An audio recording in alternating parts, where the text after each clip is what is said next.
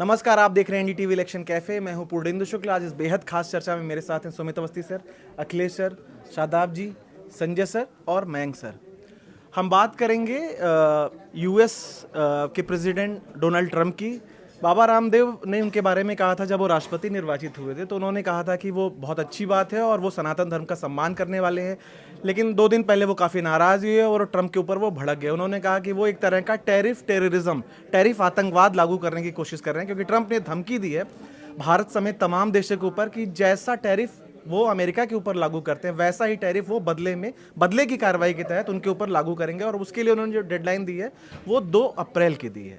अब ट्रंप की धमकी से जो हिंदुस्तान की सियासत भी गर्म हो गई है और कांग्रेस ने और दूसरी विपक्षी पार्टियों ने सरकार से इस पर सफाई मांगी। हालांकि जो ट्रंप ने पिछले फ्राइडे को एक स्टेटमेंट दिया था, उन्होंने कहा था कि भारत ने आश्वासन दिया है कि वो अब टैरिफ की दरों को सही करेगा। लेकिन भारत सरकार ने संसद में एक सफाई दी है कि अभी तक ऐसा कोई कमिटमेंट हमने ट्रंप को नहीं दिया है और हमने उनसे सितंबर तक के लिए वक्त लिया और इसको लेकर के अमेरिका के साथ हमारी उच्च स्तरीय बातचीत चल रही है। मयंक सर, ट्रंप साहब आए हैं तो हिंदुस्तान में बहुत सारे लोग खुश थे कि ट्रंप आ गए, ट्रंप आ गए। अब ट्रंप के जिस तरह से बयान आ रहे हैं, पहले भी आपने देखा कि वो जो यूएस एड को लेकर के पहले तो एक वो हुआ, अब दूसरा टैरिफ को लेकर के बार बार वो है। अब रामदेव साहब तो पहले वो बहुत खुश थे वो उनको लेकर के, अब वो कह रहे हैं कि ये तो आतंकवादी वाली बात कर दी है कि टैरिफ आतंकवाद फैला रहे हैं। आपका क्या क्या कमेंट है इसके ऊपर? हम लोग इस बीच में बहुत सारा वीडियो सुने, एक फरीद जकारिया का भी वीडियो सुने। तो कालिदास के बारे में, कालिदास की बहुत प्रसिद्ध कहानी हम लोग जानते हैं ना कि जब कालिदास बने उससे पहले उन्होंने जिस पेड़ पे वो चढ़े थे उसी को काट रहे थे। हाँ, उसी तरह अब ट्रम्प साहब एग्जैक्टली वही कर रहे हैं। अब ये देखिए, हम लोग स्कूल कॉलेज को याद कीजिए, थोड़ा सा रिवाइंड करके अपने स्कूल कॉलेज के पढ़ाई के दौरान एक्टिविज्म को याद कीजिए। तो हम लोग हर चीज़ में कि ये दुनिया जो है अमेरिका चला रहा है, अमेरिका ने गंद मचाया हुआ है, WTO गड़बड़ कर रहा है, UN अमेरिका का पिट्ठू है। कहने का मतलब कि सेकेंड वर्ल्ड वॉर के बाद पूरा जो ग्लोबल सिस्टम था वो अमेरिका डोमिनेटेड था। ये जो है धीरे धीरे सबको ख़त्म कर रहे हैं। ग्लोबल सिस्टम, WTO ख़त्म, WHO ख़त्म, UN ख़त्म, चाइना के साथ कैसा रिश्ता होगा वो ख़त्म, हम तय करेंगे। अब अमेरिका के साथ कैसा रिश्ता होगा, हमारा अलाइनमेंट, हमारा एलाई कौन है, हमारा दुश्मन कौन है, सब खत्म। यूरोप हमारा एलाई नहीं है, हो सकता है पुतिन हमारा एलाई हो जाए। शी जिनपिंग आज कहीं बयान पढ़ रहे थे क्या कि she is very good friend of mine और जल्दी मुलाकात होगी। तो अब शी जिनपिंग भी उनके अच्छे फ्रेंड हैं, पुतिन है को बोल ही चुके हैं। तो वो क्या खत्म कर रहे हैं और क्या बनाने की कोशिश कर रहे हैं समझ में नहीं आ रहा। दोस्तों, मोदी जी भी अच्छे हैं, बार बार कहते हैं माय गुड फ्रेंड मोदी। हाँ, लेकिन वो टैरिफ के लिए 3-4 देश का जो नाम लेते हैं वो उसमें भारत को हमेशा रहता है। लेकिन ये सच में धमकी है और इससे भारत को सच में कोई फ़र्क नहीं पड़ेगा। अब हम बता रहे हैं कि किस किस चीज़ के लिए वो गिनाते हैं। ऑटो कंपोनेंट में हम दोनों का, अमेरिका और US के टैरिफ में बहुत ज़्यादा डिफरेंस है। अब ऑटो कंपोनेंट इतना की है, इंडिया का ऑटो कंपोनेंट अमेरिका के फोर्ड के लिए, जनरल मोटर्स के लिए, उसी तरह एक और चीज़ है, मेडिसिन में बहुत ज़्यादा डिफरेंस है। अब अमेरिका में जितनी दवाइयाँ बिकती है उसका 13% इंडिया में बनता है। तो आप दवाई महंगा कर देंगे, कुछ ऑटो कंपोनेंट जिसके बिना आपका ऑटो इंडस्ट्री चल ही नहीं सकता उसको महंगा कर देंगे। हम पे टैरिफ नहीं लगा रहे वो हमारे यहाँ से जो सामान आएगा, रेसिप्रोकल टैरिफ का मतलब है कि भारत जितना टैरिफ हम पे लगाता है हम भी उतना ही लगाएंगे। अब लगाइए भाई, आप बेसिकली ये रेसिप्रोकल टैरिफ का को दूसरे तरह से कर देखें तो वो अपने देश के लोगों पे टैक्स लगा रहे हैं। और रोज़मर्रा के सामान, मेडिसिन महंगा हो जाएगा, गाड़ियाँ महंगी हो जाएगी, कपड़ा महंगा हो जाएगा, जेम्स ज्वेलरी महंगा हो जाएगा। अगर भारत पे रेसिप्रोकल टैरिफ लगाते हैं तो अमेरिका में महंगाई बढ़ेगी। अमेरिका में महंगाई बढ़ेगी तो अमेरिका का इकोनॉमी तबाह होगा। और पिछले 7-8 दिन से आप देखेंगे शेयर मार्केट का मूवमेंट देखेंगे तो अमेरिका का शेयर मार्केट भयानक रूप से गिर रहा है और इंडिया का मार्केट गिर नहीं रहा, अब चढ़ रहा है। तो जो ट्रेडर हैं, इन्वेस्टर हैं, वो देख पा रहे हैं कि ट्रम्प साहब के एक्शन से अमेरिका को ज़्यादा नुकसान होगा, भारत को हो सकता फ़ायदा हो। ये आपको शेयर मार्केट के मूवमेंट से भी अब लगने लगा होगा। तो कुल मिला के बस वही है कि जिस पेड़ पे बैठे उसी को काट रहे हैं वो, और क्या बनाने की कोशिश कर रहे हैं कुछ समझ में नहीं आ रहा। नहीं, लेकिन वो ये तो दबाव डाल सकते हैं ना कि भारत जिन चीज़ों पर हाई टैरिफ लगाता है उसको कम करने के लिए वो कर सकते हैं, जैसे हार्ले डेविडसन और दूसरी चीज़ों में हमने देखा कि भारत ने कुछ कम भी किया हाँ, है। तो इसमें भी देखिए, इसमें भी फायदा कैसे है। 91 के लिबरलाइजेशन को जो हम सेलिब्रेट करते हैं, उसका एक बहुत बड़ा हिस्सा था कि हमने टैरिफ कम कर दिया था सब चीज़ पे। टैरिफ कम किया तो तत्काल के लिए हमारे लोकल इंडस्ट्री को लगा क्या कि हम compete नहीं कर पाएंगे, हम compete किए और आगे बढ़े। उसी तरह टैरिफ अगर किसी के दबाव में या अपने मन से अगर घटाते हैं तो लॉन्ग टर्म में भारत को उससे भी फायदा ही होगा। हमारे कंज्यूमिंग क्लास के लिए चीज़ें सस्ती होगी। अब इंडियन इंडस्ट्री सर्व करे या कोई इंडस्ट्री सर्व करे, कंज्यूमर को फायदा होगा उससे, टैरिफ कम करने से। इनफैक्ट मैं एक बात और ऐड करना चाह रहा हूँ, जो बात मयंक जी बोल रहे हैं उनकी बात से 100% सहमत होते हुए, कि इतना बड़ा मार्केट जहाँ पे 150 करोड़ लोग रहते हों और जिसमें से करीब 100 करोड़ लोग, 110 करोड़ लोग ऐसे हैं जिनके पास बाइंग कैपेसिटी है। इंडिविजुअली की बात कर रहा हूँ मैं फैमिलीज़ की बात नहीं कर रहा हूँ। तो ये कहाँ मिलेगा अमेरिका को, यूरोप को, चाइना को कहाँ मिलेगा? ये भारत में मिलेगा। आप इंडिया को इग्नोर कर ही नहीं सकते आने वाले दिनों में। तो ये जो राष्ट्रवाद के नाम पर अमेरिका में जो चुनाव जीतकर उन्होंने एक पब्लिक सेंटिमेंट को और बहुत अच्छे सेंटिमेंट को इनकैश किया, इसको सस्टेन करना अमेरिका की अपनी इकोनॉमी के लिए बहुत ही खतरनाक होने वाला है।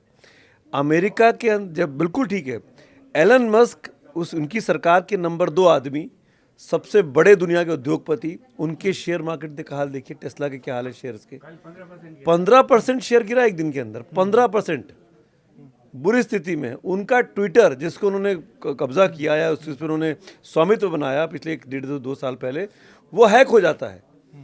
जिस दिन में आदमी 50 ट्वीट करते हैं एलन मस्क, वो खुद ट्वीट करके कहते हैं कि भाई ट्विटर पे हमला हो गया, साइबर अटैक हो गया है।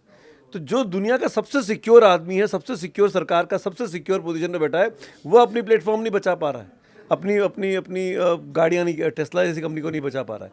आई एम जस्ट सेइंग कि ये जो एब्रप्शन लेकर आने की कोशिश होती है ट्रम्प की, जो पिछले 2 महीने में हमने देखा, 20 जनवरी से लेकर अब तक लगभग इन 50-60 दिनों के अंदर उन्होंने सिर्फ डिस्टर्बेंस पैदा किया है। आज कहते हैं कि कल रात से 25% टैक्स लगाऊंगा कनाडा पे, रात को कहते थे कि नहीं 1 महीने की पोस्टपोन कर दे रहा हूँ। ऐसे ही चाइना के साथ, ऐसे इंडिया के साथ, जब चाहे जब बोल दिया। यूएस एड वाली कंट्रोवर्सी जिसका आपने जिक्र किया, पहले लगा कि फंसा दिया कांग्रेस को, फिर लगा कि नहीं मोदी जी को फंसा दिया उन्होंने अपने बयान से। वो क्या करते हैं, कैसे बोलते हैं, क्या करते हैं, मतलब उनकी बातों में कितनी गंभीरता लेनी चाहिए समझ में नहीं आ रहा है दुनिया को अभी। मतलब ऐसा विपरीत विचारों वाला आदमी जो अभी दिन में कहे कि चित्त और रात को कहे पट, और उसके बाद अचानक पलट जाए और शांत होकर बैठ जाए। मुझे ऐसा लगता है कि दुनिया के तमाम मुल्क, ये कौन कह सकता है कि मैं गाज़ा में रिट्रीट बनाऊंगा? पूरा का पूरा मुस्लिम अरब कंट्रीज़ उनसे नाराज़ हो गया कि आप ये कैसे कह सकते हो भाई कि मैं वहाँ रिट्रीट बनाऊंगा? आप कौन? वहाँ रहने वाली आबादी का कैसे सोच सकते हैं? प्लस ज़ेलेंस्की के साथ जो हुआ, सरेआम कैमरे के सामने बैठ के 20, 25, 30, 40 मिनट लड़ते रहे बैठ के। वो ज़ेलेंस्की, वो यूक्रेन जिसको अमेरिका सपोर्ट कर रहा है, जिसकी वजह से वो 2 साल, 2.5 साल, 3 साल से रशिया से लड़ाई लड़ रहा है, आज वो पुतिन की तरफ झुके हुए दिखाई देते हैं। अब वो पुतिन को भी डांट दिया कल उन्होंने किसी बात पर लेके कि कैसे तुम पे भरोसा करें। तो ये तो ट्रम्प है। मेरा ये मानना है मतलब इस पूरे विवाद में कि अर्थव्यवस्था को जो नुकसान हो रहा है वो तो हो ही रहा है। अमेरिका का जो एक डोमिनेंस था दुनिया के ऊपर, ये अपने कर्मों से उसका सत्यानाश खुद कर ले रहे हैं। अब यूरोप पूरा एक हो गया, ज़ेलेंस्की के पीछे खड़ा हो गया। अरब कंट्रीज़ फ़िलिस्तीन के मामले पर अलग हो गई, वहाँ पर एक साथ खड़ी हो गई। तो ऐसे में जो अमेरिका की बात पूरी दुनिया के मुल्क सुनते थे, मानते थे, समझते थे, वही आनाकानी करने लगे हैं। और इसमें फ़ायदा किसका होगा? दूसरे नंबर के बड़े देश का।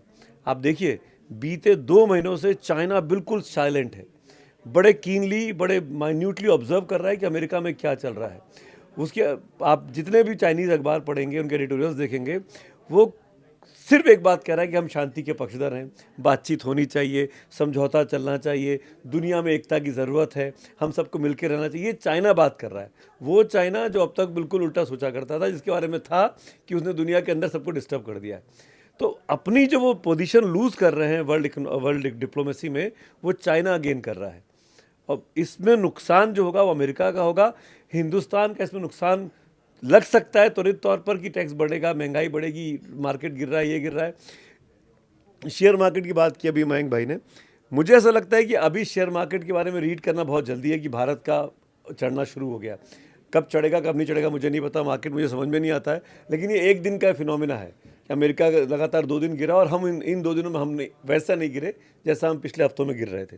हम ये 0.5% 1% के आसपास। पिछले 1 महीने में अमेरिका का मार्केट 10-11% गिरा। हाँ हाँ बिल्कुल। हमारा उतना नहीं गिरा है, हमारा 4 दिन से लगातार भयानक अमेरिका का मार्केट गिरा है। Mic sorry sorry. कल जो है नैस्डैक 4% गिरा था, कि मतलब टेक हेवी इंडेक्स है वो। ब्रॉडर इंडेक्स जैसे हमारा निफ्टी है उसी तरह उनका S&P है वो 3% गिरा। इंडिया मार्केट तो सर 6 महीने से गिर रहा है। इंडिया का मार्केट हम ये बोल रहे हैं कि जब से 22-22.5 पे पहुंच गया है। जब से अमेरिका का शेयर, उस पूरे समय में अमेरिका का मार्केट चल रहा था। अभी पिछले 1 महीने से अमेरिका का मार्केट लगातार गिर रहा है भयानक रूप से। भारत का मार्केट 3-4 दिन 5 दिन से संभल रहा है और गिर नहीं रहा है। FII की बिकवाली भी कम हो रही है। क्या गिरेगा सर इतना ज़्यादा इंडिया मार्केट गिरेगा? नहीं ऐसा नहीं। ऐसे नहीं 24 से साढ़े कह रहे थे नहीं मैं कटाक्ष के तौर पे कह रहा हूँ। नहीं सर नहीं, मैंने वो एक कटाक्ष के तौर पे कहा, लेकिन इंडियन मार्केट आप 6 मंथ से देखिए कि निफ्टी को लोग कहाँ पहुँचा रहे थे, निफ्टी कहाँ आ गया। निफ्टी तो अभी आप देखिए कि कितना गिर गया, सेंसेक्स कितना गिर गया, बैंक निफ्टी गिर गया, सभी आप म्यूचुअल फंड्स लोगों के कम हो गए हैं। जी हाँ सर। अभी जितना गिरा है उसमें और थोड़ा और भी गिर सकता है। ये भी एक असेसमेंट है, अभी भी स्कोप है गिरने का मार्केट में। तो इसलिए हम और आप तो कोई एक्सपर्ट है नहीं स्टॉक मार्केट के, लेकिन ये है कि गुंजाइश अब भी है। वैल्यूएशन जितने ज़्यादा हो गए थे, जितने ज़्यादा लेवल पर पहुंच गया था, उसमें आज भी कहते हैं कि काफ़ी एक्सपेंसिव मार्केट है। तो इसलिए ये तो बात कही जाती है, लेकिन जो स्टॉक मार्केट को समझते हैं, जानते हैं, वो कहते हैं, वो सलाह भी देते हैं कि आपको ऐसे मौके पर क्या करना चाहिए, गिरे तब क्या करना चाहिए, खड़े इसलिए वो तो तब खड़ा हो लॉन्ग तब क्या टर्म करना के का इन्वेस्टमेंट हमेशा बेहतर रहता है। संजय सर कुछ कह रहे थे। नहीं मैं 2-3 चीज़ नहीं आज टॉपिक इसीलिए कहा कि सुधारें उसको। आज टॉपिक भटका नहीं है, लेकिन 2-3 छोटे छोटे ऑब्जर्वेशन। आपने ट्रम्प, टैरिफ और पार्लियामेंट की शुरुआत आपने पहले ओपनिंग में कहा बाबा रामदेव, तो मैं थोड़ा सा ज़्यादा एम्यूज हो गया कि इसमें बाबा रामदेव कहाँ से आए।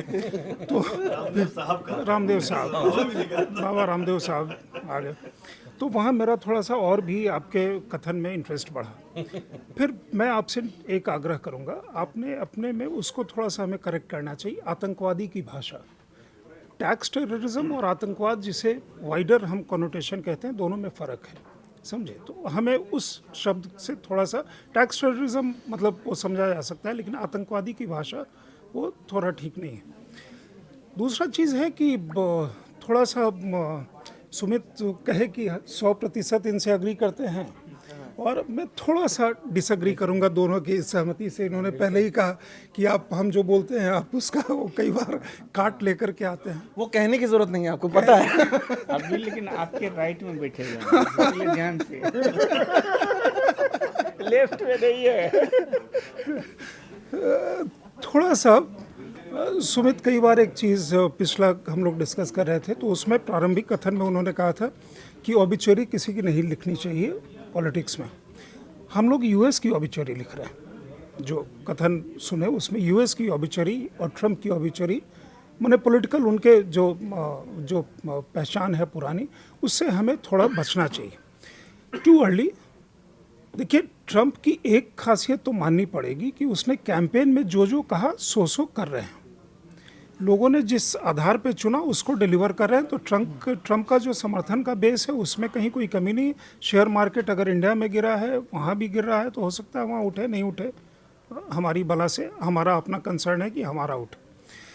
दूसरी चीज़ है कि ग्लोबल जो रीअलाइनमेंट है, यूरोप बहुत सारे चीज़ों में, यूरोप अपने पॉलिसीज़ के कारण यूएस उससे अलग हो रहा है। इंडिया भी डिस्टेंस कर रहा है। अगर जयशंकर जी का आप बार बार बयान देखिए, वो बार बार ये कहते हैं कि यूरोप की समझ से दुनिया नहीं चलती है, दुनिया की अपनी समझ है। और मैं यूरोप के फॉलीज गिनाने लगूं तो इस समय काफ़ी लंबी लिस्ट होगी। इनफैक्ट हर व्यक्ति को यूरोप के बारे में यूएस का जो हो रहा है, जेडी वांस मेरे लिए सरप्राइज बन करके आए। जेडी वांस जो कहते हैं लुक्स आर डिसेप्टिव, वो जेडी वांस के लिए बिल्कुल फिट होती है उनके वाइस प्रेसिडेंट के लिए। इतना इनोसेंट सा लोग, एकदम हंसता मुस्कुराता, अदरवाइज चेहरा देखिएगा। और उन्होंने उनके सामने जो कहा वो आपके सामने है।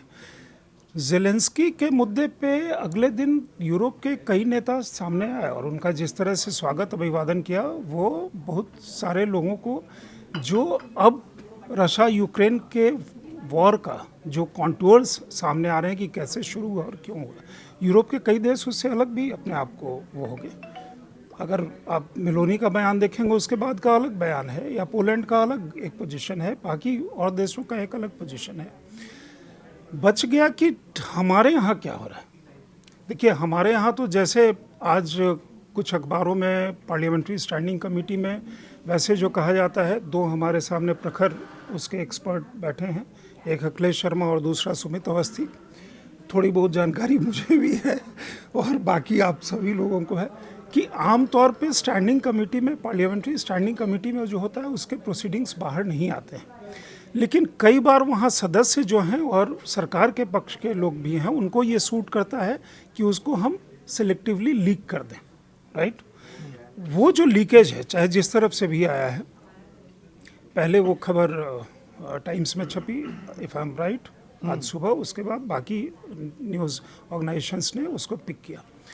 मुझे ये लगता है कि ये खबर जो लोग पोजीशन में हैं उन लोग की तरफ से, क्योंकि इस पे एक ट्रंप ने उस दिन जो कहा था कि इंडिया अपना वो कम करने की कोशिश कर रहा है, टैरिफ या कम कर रहा है और वो करेगा और ये करेगा, उसका एक पोलाइट सा, क्योंकि पब्लिक में अभी कुछ कहा नहीं, विदेश मंत्रालय के प्रवक्ता ने कुछ नहीं कहा, सरकार के किसी मतलब प्रमुख व्यक्ति ने कुछ नहीं कहा, तो धीरे से एक लीकेज है।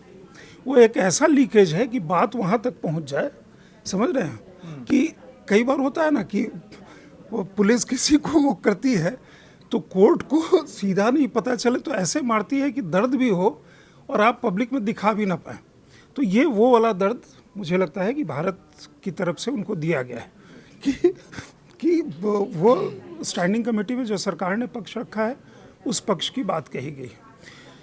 ये बात सही है, ये दोनों लोग जो कह रहे हैं कि अल्टीमेटली इस समय जो वो कर रहे हैं, जो सुमित कह रहे थे, मयंक कह रहे थे कि उसका नुकसान अगर हमें है तो शायद उनसे ज़्यादा वो है, क्योंकि इंडिया का जो स्वभाव है, भारत के व्यापार का, विनिवेश का, उद्योग जो इंडस्ट्रियसनेस का या एक्यूमेन का, या जो सोसाइटी का ट्रांसफॉर्मेशन है, वो एक अलग तरह से हो रहा है।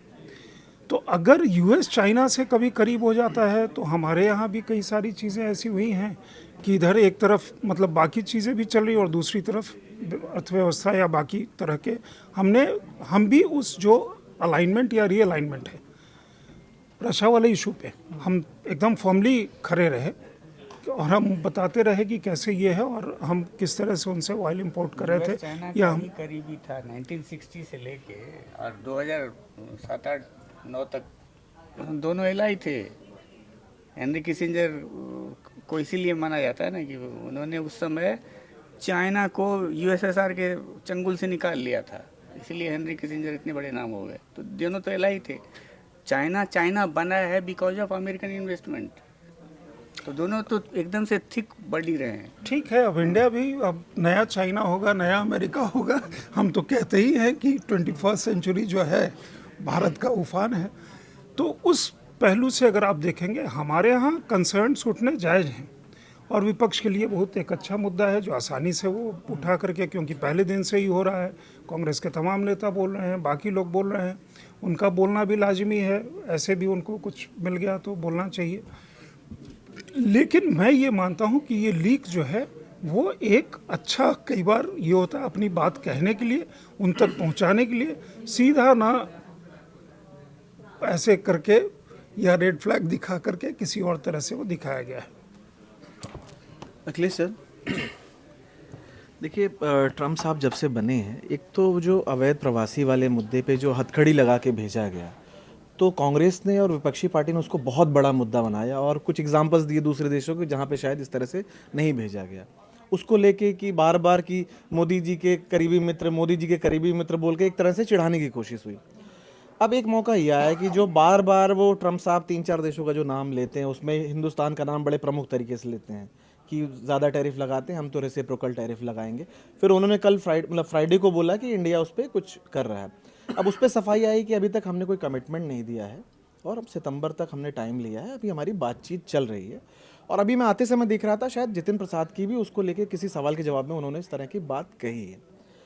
तो जो मोदी जी के आने के बाद 2014 से उन्होंने इंडो यूएस टाई अप के लिए बहुत इन्वेस्ट किया है, बहुत ज़्यादा, और बहुत ही पर्सनल लेवल पे जाके, चाहे वो बराक ओबामा रहे हों, फिर चाहे बाइडेन रहे हों या ट्रम्प को लेके, तो और भी ज़्यादा वो दिखता है वो व्यक्तिगत रिलेशन। अब जो ट्रम्प 1 से ट्रम्प 2 वो जो बदलाव है वो कहाँ तक जाएगा, क्योंकि वो तो बड़ा नेगेटिव सा दिख रहा है अभी, अगर और बड़ा भारतीय बाजार में उसको लेके बड़ी चिंता है। सरकार का रुख क्या है इसको लेकर के पूरा? ये देखिए, नेगेटिव या पॉजिटिव ये तो बड़ा रिलेटिव टर्म है कि किस तरह से, और मुझे लगता है अभी थोड़ा इसके लिए हमें इंतज़ार करना पड़ेगा। लेकिन अभी बात हो रही थी कि राष्ट्रवाद के रास्ते पर निकले हुए हैं, तो मुझे लगता है कि राष्ट्रवाद अपने आप में कोई बुरा शब्द नहीं है। दरअसल आपको समझना ये पड़ेगा कि ट्रम्प किस रास्ते पर जा रहे हैं, वो राष्ट्रवाद के रास्ते पर जा रहे हैं या समाजवाद के रास्ते पर जा रहे हैं, ये आपको तय करना पड़ेगा। ट्रम्प वही सब कुछ कर रहे हैं जो उन्होंने चुनाव प्रचार के दौरान कहा था, और ट्रम्प ऐसे कोई नए व्यक्ति तो है नहीं कि आसमान से आके अचानक टपक पड़े। ट्रम्प इससे पहले अपना 4 साल का एक कार्यकाल कर चुके हैं। वो क्या बोलते हैं, क्या करते हैं, इसके बारे में दुनिया अच्छे से जानती है। अमेरिका के लोग भी जानते हैं, दुनिया भी जानते हैं, तो अपरिचित नहीं है दुनिया ट्रम्प के व्यवहार से, ट्रम्प के फैसलों से, ट्रम्प का रवैये से अपरिचित नहीं है।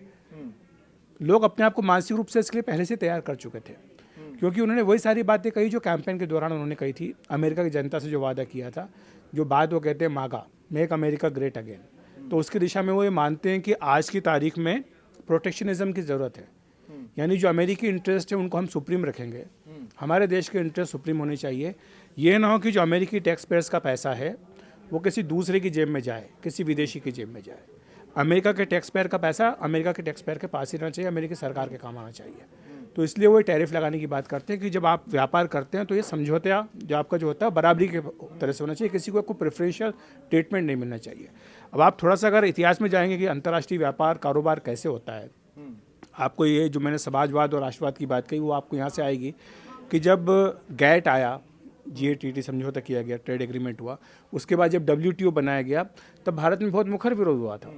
भारत में विरोध इसी बात को लेकर हुआ था कि भारत के हितों का क्या होगा, भारत की जो अपनी डोमेस्टिक इंडस्ट्रीज उसका क्या होगा, जब फ्री ट्रेड होगा तो इनका प्रोटेक्शन कौन करेगा। और आपको याद होगा कि सबसे ज़्यादा अगर मुखर कोई था तो वो समाजवादी थे। उन्होंने तो बाकायदा प्रोटेस्ट किया, सड़कों पे निकले, कहा कि भारत को गिरवी रख दिया जाएगा, देश के हितों को गिरवी रख दिया जाएगा। यही बातें जो आज ट्रम्प अपने अमेरिका के बारे में कर रहे हैं वो शायद ये बातें आज से 30 साल पहले यहाँ पर होती थी। तो अंतर्राष्ट्रीय बाजार में हर देश ये चाहेगा कि आपके अपने जो हित हैं वो हावी रहें, उस पर आपको प्रोटेक्शन करें। अगर आज हमारे टैरिफ ज़्यादा है अमेरिका से आने वाले कुछ प्रोडक्ट पे, इसीलिए ना कि भारत की जो अपनी डोमेस्टिक इंडस्ट्री उसके इंटरेस्ट बचे रहे, उसको कंपटीशन उस तरह से वो सारा ना फेस करना पड़े जो कर रही है। लेकिन यहाँ पर एक चीज़ हमने देखी है और जो ट्रेंड पिछले कुछ साल में बदला है वो ये है कि भारत अब सर्विसेज में ज़्यादा एग्रेसिव है बजाय इसके कि मैन्युफैक्चरिंग में। भारत का मैन्युफैक्चरिंग पे जोर कम रहा है, भारत तो इस बात को मानता भी है, और इसीलिए हम एक के बाद एक PLI स्कीम्स लेकर के आए कि भाई ठीक है हमारे मैन्युफैक्चरिंग बढ़नी चाहिए, हम कब तक आयात पर निर्भर रहेंगे, लेकिन हमारा जो कंट्रीब्यूशन मेन है वो हम सर्विसेज पे ध्यान देते हैं। आज जो हमारे ग्लोबल सर्विसेज सेंटर बन रहे हैं और जिस तरह से यहाँ पे फॉरेन इन्वेस्टमेंट उसमें आकर के लग रहा है, वो हमारे लिए एक बड़ा रेवेन्यू का साधन है। और उसके लिए आना कहाँ से, हमें अमेरिका से आना है। तो हम अमेरिका को नाराज़ कर लें या अमेरिका को चिढ़ा लें या हम अमेरिका से चिढ़ जाएं, ये संभव नहीं है आज के ज़माने में। चाहे ठीक है अमेरिका के अपने हितों को मानने के लिए ट्रम्प जो भी कर रहे हों, लेकिन भारत को अपने हित भी देखने पड़ेंगे, उनको भी साधना होगा। जो बात कल कॉमर्स सेक्रेटरी ने कही parliament standing committee for external affairs, उसमें उन्होंने ये कहा कि चाहे वहाँ से कहा जाए कि भारत अपने कंसेशन देगा, कुछ टैरिफ्स में कटौती करेगा, लेकिन भारत ने अभी तक ऐसा कोई फैसला नहीं किया। हालांकि ये ज़रूर है कि हार्ले डेविडसन की जहाँ तक बात आई थी, जब PM मोदी वहाँ थे उसी दौरान कुछ कटौती उसकी टैरिफ में की गई थी, लेकिन वो एक बहुत छोटा मसला है। वो इसलिए चर्चा में आया कि जब ट्रंप पहले कार्यकाल में थे, जब आए थे भारत, तब उन्होंने हार्ले डेविडसन का मुद्दा चर्चा उठाया। है कि टेस्ला का शोरूम मुंबई में पहला शोरूम चर्चा वो तो हो चुका है, उन्होंने अपना एग्रीमेंट कर लिया, लेकिन आप और हम तो टेस्ला से प्रभावित नहीं होते ना। कितने लोग खरीदेंगे 50 लाख की कार, कितने लोग भारत में खरीदेंगे? ये भी तो आप देखिए ना, वो एक सिंबॉलिक होता है कि टेस्ला आ रही है भारत में, टेस्ला आ रही है भारत में, और वो मैसेज चाइना के लिए भी होता है, क्योंकि चाइना एक बहुत बड़ा मार्केट बन के उभरा है टेस्ला के लिए, तो वहाँ का शिफ्ट होता है, तो ये एक मैसेज वहाँ के लिए है। तो अंतर्राष्ट्रीय बाजार में और अंतर्राष्ट्रीय कारोबार में, कूटनीति में कई चीज़ें ऐसी होती हैं जो ऊपर से कुछ दिखती हैं, अंदर से कुछ और होता है। लेकिन आप ये मान करके चलिए कि अल्टीमेटली, जैसा मयंक जी ने भी कहा और संजय जी ने भी कहा, भारत का जो हित है वो सुप्रीम रहेगा, और इसमें मुझे कोई दो राय नहीं कहने में कि इसमें जो ट्रेड वॉर की बात हो रही है या जो भी बात चल रही है, इसमें भारत के हितों को चोट नहीं पहुंचेगी। ट्रंप के बारे में आप जब कहते हैं, जो भारत का नाम लेते हैं, आपने भी कहा कि वो उन्होंने 2-3 बार कहा कि भारत के ऊपर मैं टैरिफ लगा दूंगा। शुरुआत उन्होंने कही थी कि जब ब्रिक्स का मामला आता है, क्योंकि उन्हें ये कंसर्न है कि ब्रिक्स के जो देश मिलकर के डॉलर के समकक्ष कोई अपनी करेंसी भी शुरू नहीं कर देंगे। उन्होंने तो बाकायदा धमकी दे तो डाली। इस कॉन्टेक्स्ट में वो भारत का नाम लेते थे।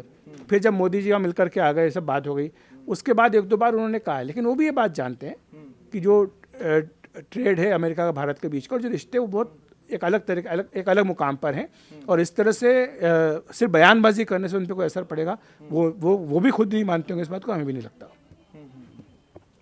शादाब जी, ये जो ट्रम्प की जो धमकी को लेकर के जो हमारे यहाँ सियासत हो रही है, आपके भी तमाम रिश्तेदार दोस्त होंगे जो यूएस में रह रहे होंगे, क्या कभी बातचीत में वो चिंता जताते हैं ट्रम्प के आने के बाद से, जिस तरह से अवैध प्रवासियों पे उन्होंने कड़ा रुख बनाया है, या वीज़ा रूल को लेके भी कुछ है कि कुछ कड़े फैसले आ सकते हैं, और यहाँ की जो सियासत में उससे जो बदलाव आ रहा है, जिस तरह से कांग्रेस को मौका मिल रहा है, खासकर जिस तरह से वो हथकड़ी बना के भेजा था, या अब ये टैरिफ लगाने की धमकी, तो बार बार वही सेम सवाल जो अखिलेश सर से मैंने पूछा था, उसी पे आपकी राय जानना चाहूँगा। नहीं, देखिए जो भारत में जो इम्पोर्ट ड्यूटी है, जो अमेरिका से जो सामान आ रहे हैं, वो देखिए जो डोनाल्ड ट्रंप कह रहे हैं वो सही कह रहे हैं, क्योंकि 100 से 110% तक टैक्स यहाँ टैरिफ लग रहा है। तो अब देखिए ट्रंप तो उन्होंने अपने देश में जो वादे किए थे वो उसको पूरा कर रहे हैं। स्वाभाविक है कि वो अपने देश का हित देखना चाहेंगे, हमारा देश जो है हम लोग का हित देखना चाहेगा, जो इंडियन कंज्यूमर है उसका क्या हित है। देखिए जो अमेरिका से सामान आ रहे हैं, मोस्टली मान लिया एप्पल है, एप्पल के सारे सामान यहाँ आ रहे हैं, लेकिन एप्पल सवाल ये है कि भाई कितने लोग अफोर्ड कर सकते हैं, या डेल है, या आप जैसे मोटर पार्ट्स के बहुत से आइटम्स वहाँ आते हैं, तो जो सामान वहाँ आ रहे हैं, तो भारत सरकार की चिंता ये रहती है कि भाई जो यहाँ पे जो मैन्युफैक्चरर हैं उनको थोड़ा एडवांटेज मिले, क्योंकि अमेरिका से जो सामान आ रहा है उस पर अगर ज़्यादा टैरिफ है तो वो यहाँ महंगा हो गया।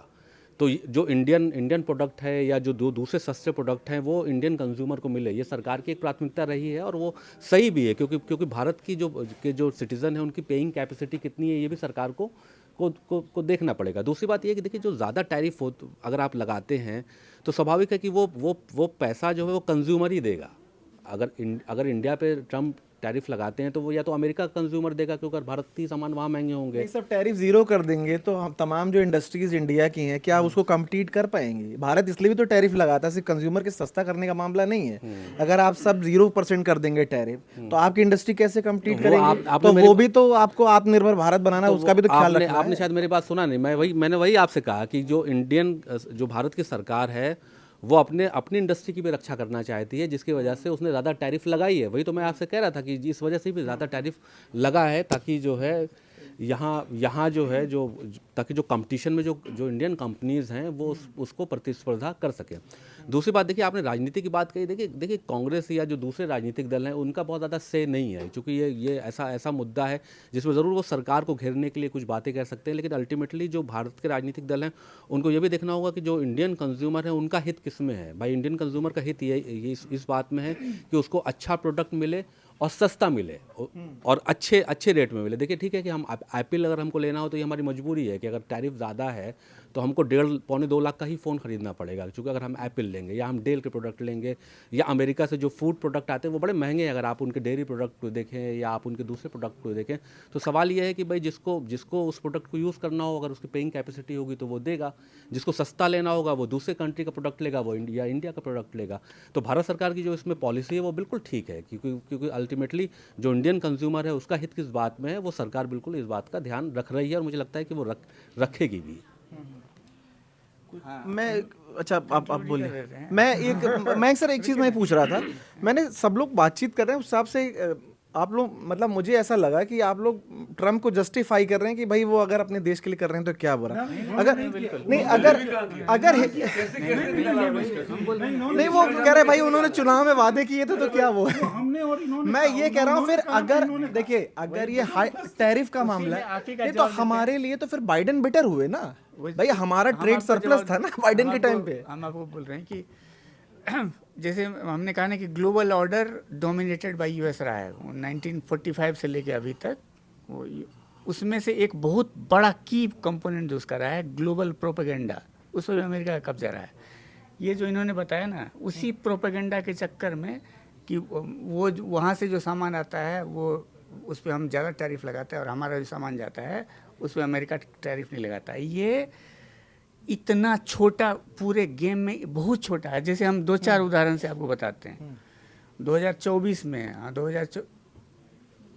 2023 या 24 में 2 मूवी आई थी हॉलीवुड की जिसकी वर्ल्ड वाइड कमाई 25,000, ओपेनहाइमर और बाबी 25,000 करोड़ था। वो सिर्फ अमेरिकी कंज्यूमर ने नहीं दिया, वो इंडियन कंज्यूमर ने भी पे किया, जिसका फ़ायदा किसी स्टूडियो वाले को मिला और किसी हॉलीवुड वाले पूरे गैंग को मिला। ये अमेरिका की पावर एक हुआ। हार्वर्ड यूनिवर्सिटी का 2024 में कमाई थी 50,000 करोड़, वो उसमें इंडियन कंट्रीब्यूट नहीं करता है। हमारे लिए कितना बड़ा ड्रेन है वो। यूएस का हेल्थ केयर जो है वो $450 बिलियन का है, उसमें बहुत बड़ा कंपोनेंट। अब कोरोना के समय में पूरा दुनिया तबाह हो गया, कमाई किसकी हुई? मॉडर्ना की कमाई हुई, फाइजर की कमाई हुई, दोनों यूएस की कंपनी है। हम लोग बाइकआउट कर सकते थे ना, नहीं, फाइजर हमने आने नहीं दिया। पूरी जो दुनिया मतलब से। हमारे यहाँ हम बहुत सारे आप मतलब निट पिकिंग मत कीजिए ना, बहुत सारे एग्जाम्पल है कि ग्लोबल सिस्टम जो है अनड्यू फेवर करता है यूएस को। यूएस डॉलर, ये डॉलर जो है कर वर्ल्ड रिजर्व करेंसी है, उसके चलते अमेरिका को लाख मुसीबत आ जाए। हमारे यहाँ फिजिकल डेफिसिट बढ़ जाता है तो इतना हंगामा होता है ना। अमेरिका में कर्ज और डेफिसिट रिकॉर्ड है, लेकिन उसको दिक्कत क्यों नहीं होती है? जब मन होता है डॉलर छाप लेता है उसको। पूरा सिस्टम दुनिया का अनड्यू एडवांटेज देता है अमेरिका को। उसमें ऐसे छोटे चीज़ को पिक कर लेना कि टैरिफ हमने इंडिया ने ज़्यादा लगा दिया और चाइना ने कम लगा दिया या कनाडा ने ज़्यादा लगा दिया, पूरा सिस्टम आपके लिए बना है। उसमें से इसको भी आप ही डिक्टेट कर रहे हैं। अब ये आपने एप्पल की बात कही ना, और हम लोग सेलिब्रेट करते हैं कि एप्पल ने 1 लाख करोड़ का एक्सपोर्ट कर दिया। 1 लाख करोड़ में से हमको कितना मिला? उसकी मोटी कमाई कहाँ जा रही है? अमेरिका को जा रही है। वो असेंबल करता है सामान, हम सेलिब्रेट करते हैं कि हमारे यहाँ से एक्सपोर्ट हो रहा है, जबकि उसका फ़ायदा अमेरिका को हो रहा है। चाइना में मैन्युफैक्चरिंग बेस टेस्ला का है, एप्पल का है, सबका, उसका बड़ा फ़ायदा किसको मिलता है? यूएस की कंपनी को मिलता है। तो ये जो है ना ब्लंट हथौड़ा वाला है, हथौड़ा वाला लॉजिक है कि तुम हमारे सामान पे ज़्यादा टैरिफ लगाते हो। अरे भाई, तुम्हारा ग्लोबल सिस्टम है, तुम्हारा हर चीज़ हम कंज्यूम करते हैं और उसके बदले में बहुत बड़ी कीमत चुकाते हैं, उसके चलते तुम सस्टेन कर रहे हो अपनी बादशाहत को। ये सब समझने की ज़रूरत है हमको। ये ग्लोबल प्रोपेगेंडा हम पे इतना हावी है। मयंक जी का एंगर देख करके फुल फॉर्म में आ गए। बहुत बढ़िया बोले आप, बहुत बढ़िया। तो एक आध दो, अच्छा हाँ सुमित एक दो छोटा एक चीज़ है, अगर वो मागा की बात कर रहे हैं तो हम भी तो इंडिया फर्स्ट की बात कर रहे हैं, तो भी चाइना फर्स्ट की बात करेगा। सब मुल्क अगर अपने अपने बारे में ऐसे ही बोलने लगे और अपने अपने बारे में ऐसे ही सोचने लगे तो हम किस बात की ग्लोबल विलेज में रह रहे हैं? हम किस बात की अर्थव्यवस्था के लिए डिपेंडेंस दिखा रहे हैं? ग्लोबल विलेज में नहीं, बिल्कुल नहीं है, बिल्कुल नहीं है, हम ये बिल्कुल नहीं है। मैं कब कह रहा हूँ कि उनके ऊपर है, पर इसका मतलब ये भी है कि हमको उनके ऊपर डिपेंडेंस नहीं रखनी चाहिए। हमको अपनी इंडस्ट्रीज़ को लेके, अपने उद्योगों को लेके आत्मनिर्भर भारत की जो बात होती है उस पर पूरा फोकस करना चाहिए, क्योंकि ट्रंप आज है, ट्रंप कल नहीं है। ट्रंप की अपनी पार्टी के लोग भी उनको बहुत पसंद नहीं कर रहे हैं। जो कुछ हुआ पिछले हफ्ते विदेश मंत्री के बीच में और एलन मस्क के बीच में सरेआम भरी कॉन्फ्रेंस में, उसमें देख लिया कि कैबिनेट में कैसे डिफरेंसेस है वहाँ पे। तो ये इतना अस्थायी सा दौर चल रहा है अमेरिका में। और जो बात मयंक भाई बोल रहे थे कि पूरी दुनिया पर प्रभाव डालता है, वो कुछ भी हो, वहाँ कुछ भी हो जाए, पूरी दुनिया पर डायरेक्टली प्रभाव पड़ता है और उसी का असर है। तो ये बहुत सोच समझ कर संभल कर चलने का वक्त है। हम जैसे जो देश विकासशील हैं, विकसित नहीं हुए हैं, उनके लिए बहुत संभल के चलने का वक्त है। एक चीज़ केवल छोटी सी चीज़ डिफर नहीं कर रहे हैं, केवल एक दो छोटा वो जैसे नहीं एप्पल की एक्सपोर्ट की बात आई कि हमें कॉस्ट हेवी पे करना पड़ रहा है। देखिए एप्पल जैसे प्रोडक्ट के साथ एक समस्या है हमारे देश में कि एक बार आप देखेंगे कि हम दिन रात महंगाई का रोना रोते हैं लोग, जो लोग रोना भी रोते हैं वो रात में जाकर के लाइन में खड़े हो जाते हैं नए प्रोडक्ट को लेने के लिए। एप्पल फ़ोन का कॉस्ट हमारे यहाँ जो है और उनके यहाँ आधे का फ़र्क है, लेकिन जब एप्पल यहाँ असेंबल करता है या प्रोडक्ट बनाता है तो हमें भी उसके रेवेन्यूज़ मिलते हैं, हमारे यहाँ रोज़गार का सृजन होता है।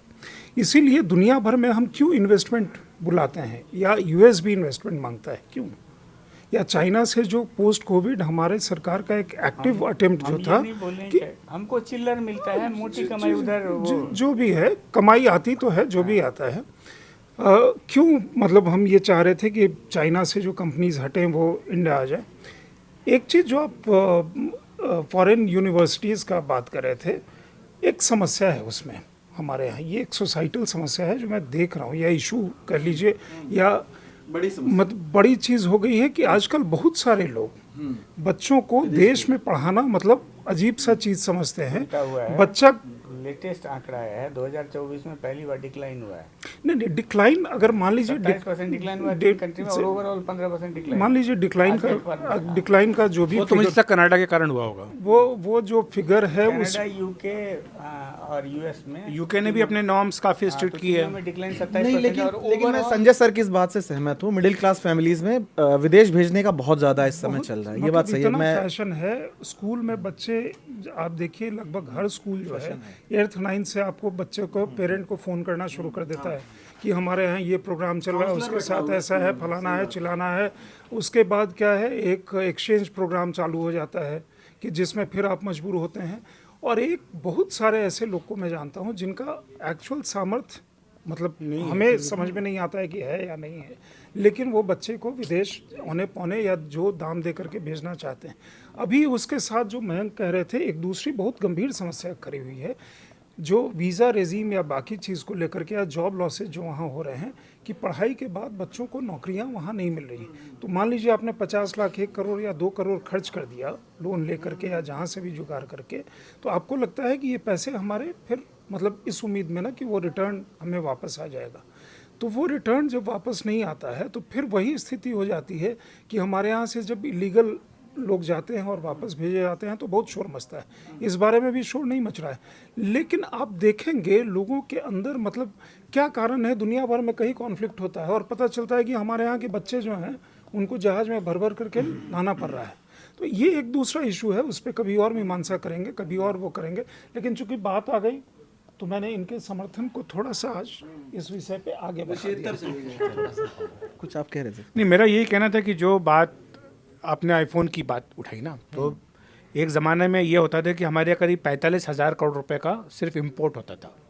हमारी जो वैल्यूएबल फॉरेन करेंसी है, हम सिर्फ स्मार्टफोन इंपोर्ट करने के ऊपर खर्च कर दिया करते थे। आज इंडिया जो है वो मोबाइल में मैन्युफैक्चरिंग में one of the top most countries in the world है। हम अपने मोबाइल अपने जो कंजम्पशन है वो तो हो ही रहा है, साथ साथ हम लोग एक्सपोर्ट भी कर रहे हैं। तो कोई भी ये नहीं कहेगा कि इससे हमारा नुकसान हो रहा है, हर आदमी बोलेगा कि हमारा फायदा हो रहा है, क्योंकि हमारे सवाल हो रहा है कि हमारे अपने ब्रांड कहाँ हैं, वो हम तो ज्यादातर बाहर के ही ब्रांड को यहाँ पे बना रहे हैं। ये भी सवाल किया था आप लोग है, आपसे मैं पूछता हूँ, ये सवाल आपने कहा ना, आपकी जेब का फोन निकाल के दिखाइए कौन सा है, आपने दूसरा माइक्रोमैक्स क्यों नहीं लिया, फिर क्यों नहीं किया? मैं एक छोटा सा हम सवाल तो पूछ लेते हैं लेकिन जवाब हम लोग नहीं ढूंढते हैं। हम यही कुछ दिन पहले मयंक एम्बेसडर हिंदुस्तान मोटर्स की बात कर रहे थे ना, ठीक कैसे है ना। आज हमारे यहाँ बड़े बड़े दुनिया के ब्रांड को टाटा और महिंद्रा चैलेंज कर रहा है ना। आप सड़क पे देख लीजिए 10 गाड़ियाँ जो आ रही हैं उसमें टाटा और महिंद्रा की कितनी गाड़ियाँ हैं, और ऊपर के ब्रांड से लेकर के नीचे के ब्रांड तक। तो वो भी वक्त आएगा। अभी हम इनोवेशन में थोड़ा कुछ मामले में कुछ चीज़ों में लेट चल रहे हैं, कुछ चीज़ों में आगे चल रहे हैं। तो वो भी आपका जो दर्द है कि मतलब उन्होंने जो आपसे कहा कि फोन दिखाइए, और आप एक चीज महंगाई पे रोना रोते हैं, मतलब आप मानते हैं कि महंगाई नहीं है, अगर लोग महंगाई की बात करते हैं। खैर वो 75 अखिलेश सर ने एक बात कही, बस मैं उस पर कहूँगा। सर देखिए ऐसा है ना कि आपने जो बात कही कि इंडिया में मैन्युफैक्चरिंग हो रही है, लेकिन क्या ना आज भी जब कंज्यूमर मार्केट जाता है ना तो उसके मन में ये भाव नहीं होता है कि वो इंडिया के प्रोडक्ट खरीदे। वो देखता है कि हमको किस सस्ते दाम में किसके सबसे अच्छे फीचर्स हैं, कौन हमें वर्ल्ड क्वालिटी का प्रोडक्ट दे रहा है और कौन सबसे अच्छा प्रोडक्ट दे रहा है, तो वो उस पर चला जाता है। तो आज जो इंडिया में जो चाइनीज़ कंपनीज़ के आप मोबाइल देख रहे हैं या जितने इलेक्ट्रॉनिक गैजेट्स हैं जो सब बाहर के हैं, तो मेनली कंज्यूमर में वो है कि उसको इंडिया और चाइना और उससे मतलब नहीं, उसको अच्छा प्रोडक्ट चाहिए। तो ये वो तो हर देश के कंज्यूमर का यही रहता है, लेकिन भारत के अपने प्रोडक्ट भी बन रहे हैं। लेकिन ये ठीक है कि मोबाइल में हमारा उस तरह का ब्रांड नहीं है, हम लोग उसके लिए डिपेंडेंट हैं दूसरे ब्रांड्स पे। लेकिन हमने ये कोशिश तो की ना कि वो आकर के यहाँ बनाएं। यहाँ बनाएंगे तो कम से कम हमारे यहाँ लोगों को रोज़गार मिल रहा है उससे, और जो एक्सपोर्ट हो रहा है उससे जो थोड़ा बहुत रेवेन्यू हम लोगों को मिल रहा है, टैक्स रेवेन्यू मिल रहा है, तो इससे फ़ायदा है, नुकसान इसमें कहीं कुछ नहीं है। अब क्यों नहीं हम कॉम्पीट कर पा रहे हैं, ये तो एक बहुत बड़ा बहस का अलग विषय है कि साउथ कोरिया ने किस तरह से स्किल डेवलपमेंट पर काम किया, एजुकेशन पर काम किया, चाइना ने किस तरह से स्किल डेवलपमेंट पर काम किया, एजुकेशन पर काम किया, हमारे यहाँ काम क्यों नहीं हो पाया, इसका क्या कारण रहा, ये एक अलग बहस का विषय है। लेकिन आज अगर हमें उस बारे में हमारी नींद खुली और अगर हम उस बारे में दिशा में आगे कदम बढ़ा रहे हैं और हम ये मान के चल रहे हैं कि चलिए इससे हमारा कम से कम फॉरेन एक्सचेंज बचेगी। सिर्फ इलेक्ट्रॉनिक्स की बात नहीं है, आप फ्यूल की बात देख लीजिए, जो हम जो फ्यूल है, फॉसिल फ्यूल हम लोग इंपोर्ट करते हैं, इसका कितना बड़ा बजट हमारा ऊपर है और इसका कितना स्ट्रेस हमारे ऊपर इकोनॉमी के ऊपर पड़ता है। एडिबल ऑयल आप देख लीजिए कितना हम इंपोर्ट कर रहे हैं और उसका कितना हमारे फाइनेंसिस के ऊपर असर पड़ रहा है। ये वो सारी चीज़ें जिसके बारे में देश अब धीरे धीरे करके सतर्क हो रहा है, दूसरी चीज़ों पर काम हो रहा है, और मुझे लगता है कि आने वाले दिनों में इस पर चीज़ें और ज़्यादा बेहतर होंगी, पटरी पर आएंगे। तो आपने देखा कि चर्चा हमारी ट्रम्प से शुरू होकर के और अलग अलग विषयों पर भी गई है, तो उम्मीद है कि आपका ज्ञान रंजन हुआ होगा उस पर। और ट्रम्प हैं तो रोज़ उनके बयान आते रहेंगे और गाहे बगाहे हमें चर्चा के और ज़्यादा मौके देते रहेंगे। इससे पहले कि आपका प्रोग्राम खत्म है, न्यूज़ फ्लैश जो है वो भी देख लीजिए, उस पर भी आपको चर्चा कर लें। एयरटेल का और स्टारलिंक का समझौता हो गया है, तो ये देख लीजिए आपकी इलोन मस्क का एक दूसरा कदम। अभी आपने टेस्ला की बात की थी, अब स्टारलिंक भी आ रहा है। तो आज की चर्चा में बस इतना ही, कल किसी और विषय के साथ मिलते हैं, तब तक के लिए धन्यवाद।